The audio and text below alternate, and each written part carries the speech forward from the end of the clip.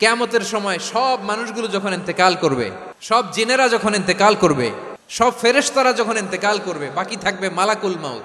মালাকুল মাউত এসে বলবে, আল্লাহ আপনার কথা মতো সবাই শেষ, মানুষগুলো নাই, জিনগুলো নাই, আমার সতীর্থ ফেরেশতাগুলো নাই, মহাবিশ্বে আর কেউ নাই। আল্লাহ বলে, এখন কে আছে?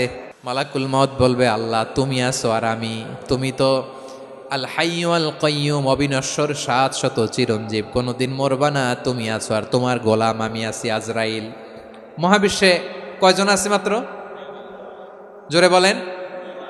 এক হচ্ছেন আর হচ্ছে মালাকুল মাউত। আল্লাহ তুমি আছো আমি আছি। আল্লাহ বলবে, ঠিক আছে, এবার তোমার মরণের পালা, মুত ইয়া মালাকাল মাউত, হে মৃত্যুর ফেরেশতা তুমি মরো। মালাকুল মাউত আল্লাহর আদেশ বাস্তবায়ন করতে যে বিকট একটা চিৎকার দিয়ে মৃত্যুবরণ করবে। ওই চিৎকার দুনিয়ার মানুষেরা, চিৎকারের আওয়াজ যদি দুনিয়ার মানুষেরা শুনতে পেত, দুনিয়ার মানুষের প্রত্যেকের কানের পর্দা ফেটে মুহূর্তের মধ্যে সব লাশ হয়ে জমিনে পড়ে রইত। ভয়ঙ্কর চিৎকার দিয়ে মালাকুল মাউত বিদায় নেবে, কেউ নাই। এবার বলেন তো, মহাবিশ্বে মহাশূন্য, কেউ নাই, উপরে নিচে সামনে পেছনে ডানে বায়ে কোনো সত্তা, কোনো জীবিত সত্তার আছে? একজন ছাড়া, তিনি কে? কুল্লু মান আলাইহা ফানি ওয়া ইয়াবকা ওয়াজহু রাব্বিকা যুল জালালি ওয়াল ইকরাম। পড়েন, ফাবিআইয়ি আলাই রাব্বিকুমা তুকাযযিবান। কেউ থাকবে না একজন ছাড়া, একজন ছাড়া। এই ড্রোন দেখে হাত নাড়ালে হবে? আমার দিকে তাকাইতে হবে, কথা শুনতে হবে। মহাবিশ্বে কেউ নাই, একজন সত্তা ছাড়া। আওয়াজ করে বলেন, তিনি কে? এবার আল্লাহ ডেকে বলবেন, লিমানিল মুলকুল ইয়াউম, লিমানিল মুলকুল ইয়াউম। ক্ষমতা কার? Who belongs the kingdom today, who belongs the power authority today, who belongs the sovereignty today. আজকে ক্ষমতা কার? দুনিয়াতে ক্ষমতা নিয়ে এত কামড়াকামড়ি, দুনিয়াতে চেয়ার নিয়ে এত মারামারি, এত অত্যাচার, এত রক্তপাত, এত ব্লাডশেড। আজকে বলো তো ক্ষমতা কার? কার ক্ষমতা?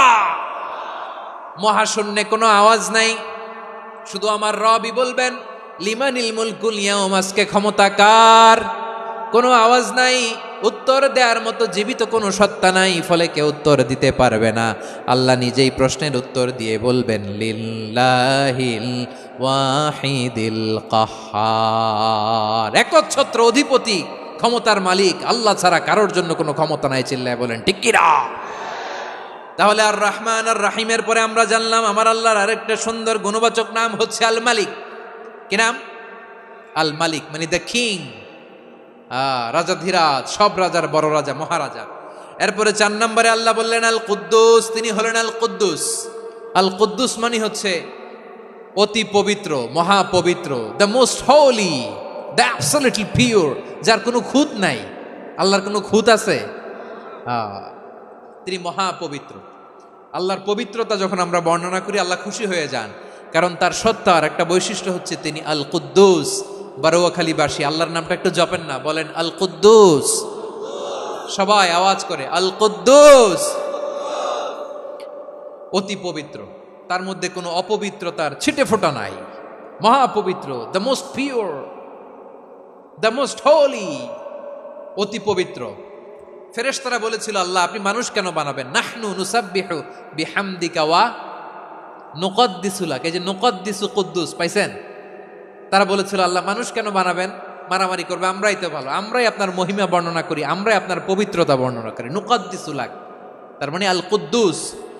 আবার আমার নবী, বিশ্বনবী যখন সিজদায় লুটিয়ে পড়তেন, আম্মা জানা এসে বলেন, আমরা তো সিজদার মধ্যে সুবহানা রাব্বিয়াল আলা বলেই শেষ, কিন্তু বিশ্বনবী তাহাজ্জুদের নামাজে, নফল নামাজে, সুন্নত নামাজে 3 বার সুবহানা রাব্বিয়াল আলা তাসবিহ পড়ার পরে তিনি পড়তেন, সুবহুন কুদ্দুসুন রাব্বুল মালাইকাতি ওয়ার রূহ। সুবহ কুদ্দুস রব্বুল মালাইকাতি ওয়ার রূহ। সিজদায় লুটিয়ে পড়ে বিশ্বনবী এই দোয়াটা পড়তেন। নফল নামাজে, সুন্নাত নামাজে কিংবা তাহাজ্জুদের নামাজে সুবহানা রাব্বিয়াল আলার পরে কি পড়তেন? সুবহুন। আওয়াজ করে বলেন, সুবহুন কুদ্দুসুন রব্বুল মালাইকাতি ওয়ার রূহ।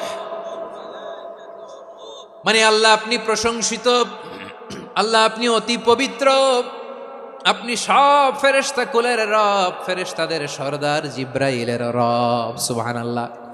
আজকে থেকে পড়বেন সেজদায়?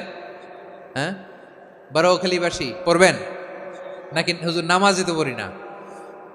হ্যাঁ, এরকম নফল নামাজে, তাহাজ্জুদের নামাজে, সুন্নত নামাজে সেজদার যে তাসবিহ সুবহানা রাব্বিয়াল আ'লা 3 বার পড়ার পরে আমার ভাইরা, মহিলা প্যান্ডেলে আমার যে মায়েরা বোনেরা আছে, আজকে তো রেকর্ড হয়ে যাবে, কালকেই ভিডিও পেয়ে যাবেন। 3 বার সুবহানা রাব্বিয়াল আ'লা পড়ার পরে পড়বেন সুবহুন কুদ্দুসুন রব্বুল মালাইকাতি ওয়ার রূহ। পড়বেন তো ইনশাআল্লাহ। আবার বিশ্বনবী বলেন ইন্নাল্লাহা তাইয়্যিব লা ইয়াকবালু ইল্লা তাইয়্যিবা। আল্লাহ পবিত্র, পবিত্রতা ছাড়া তিনি কিছু গ্রহণ করেন না, অপবিত্র কোনো কিছু আল্লাহ গ্রহণ করে না। অনেকে আছে ঘুষ খায়, সুদ খায়, অন্যায় অপরাধ চাঁদাবাজি যা আছে সব করে, হারাম টাকা, হারাম উপার্জন। এই হারাম উপার্জন দিয়ে আবার মসজিদ বানায়, আছে না নাই? ইনকাম সবটাই হারাম, ওইটা দিয়ে আবার এতিমখানা বানায়, আছে না নাই? আছে। ওইটা আল্লাহ কবুল করবে না, কারণ আল্লাহ নিজে পবিত্র। পবিত্র না হলে কিছুই অ্যাকসেপ্ট করেন না। সুবহানাল্লাহ পড়েন। তাহলে বুঝলাম তিনি আল কুদ্দুস মানে অতি পবিত্র। এরপরে আল্লাহ বলেন আমি হচ্ছি আসসালাম। আওয়াজ করে বলেন আসসালাম। আসসালাম মানে হচ্ছে শান্তির আধার। সালাম মানে কি? শান্তির আধার, যার কাছ থেকে শান্তি আসে। দ্য সোর্স অফ পিস, তিনি শান্তির আধার। এজন্য আমরা একে অপরের সাথে দেখা হলে কি বলি? সালাম। কি বলি? সালাম সালাম হাজার সালাম সকল শহীদ স্মরণে, আমার হৃদয় রেখে যেতে চাই তাদের স্মৃতির চরণে। সবাই বলেন সালাম সালাম হাজার সালাম সকল শহীদ স্মরণে, আমার হৃদয় রেখে যেতে চাই তাদের স্মৃতির চরণে। পড়েন আমিন। আমরা সকল ভাষা শহীদ, সকল মুক্তিযোদ্ধা, তাদের জন্য দোয়া করি। এবং 24-এর ছাত্র নাগরিক অভ্যুত্থানে যারা শাহাদাতের সর্বোচ্চ নাজরানা পেশ করে এই নতুন ভোরের বাংলাদেশ আমাদেরকে উপহার দিয়েছে, তাদের জন্য আল্লাহর কাছে দোয়া করি। সবাই বলেন আমিন। আল্লাহর একটা নাম হচ্ছে আসসালাম, মানে হচ্ছে শান্তির আধার, দ্য সোর্স অফ পিস। শান্তি দেওয়ার মালিককে। এজন্য শান্তি চাইব কার কাছে? আল্লাহ তুমি আমার দেশটাকে শান্তিময় করো, বলেন আমিন। আল্লাহ তুমি আমাদের পরিবারে শান্তি নসিব করো, বলেন আমিন।